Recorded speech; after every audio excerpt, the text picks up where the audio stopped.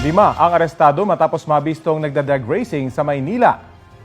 Ang isa nakabangga pa raw ng isang pulis na sumubok humarang sa kanila habang tumatakas. Balitang hatid ni Jomer Apresto. Animoy normal lang na daloy ng mga sasakyan ang nakuhanan sa bahaging ito ng Ross Boulevard sa Maynila noong Martes ng madaling araw. Pero pansinin ng ilang motorsiklong mabibilis ang takbo. Illegal drag racing umano ito base sa sumbong ng concerned citizen sa pulisya. Nang puntahan sila ng mga otoridad, agad umanong nagpulasa ng mga kasali at nakinood sa karera.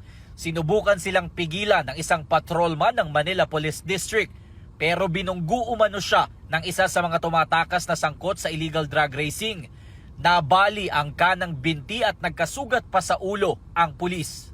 Kasi during that time, marami pa pong mga tao po nun. Marami rin pong naglalakad. Bigla po siyang binangga ng suspect, inarangkadahan po ng silinyador at doon po natamaan yung ating pulis. Nahuli ang suspect na nakabundol sa biktima, pati ang 4 na iba pa na sinasabing mga tumataya o pumupusta sa karera. Nakuha sa kanila ang ilang mga modified na motorsiklo.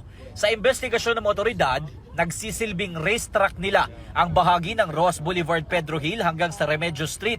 Usually sir, ang nagiging taya po nila according sa suspect is 50 to 100,000.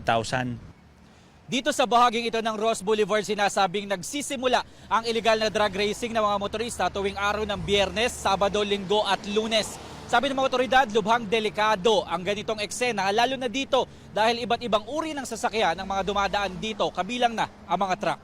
Hawak na ng Ermita Police Station ang mga suspect na maharap sa reklamong alarm and scandal at disobedience to a person of authority. Sasampahan din ang reklamong frustrated murder ang motoristang nakabundol sa biktimang pulis. Patuloy na nagpapagaling sa ospital ang sugatang pulis. Jomer Apresto nagbabalita para sa GMA Integrated News.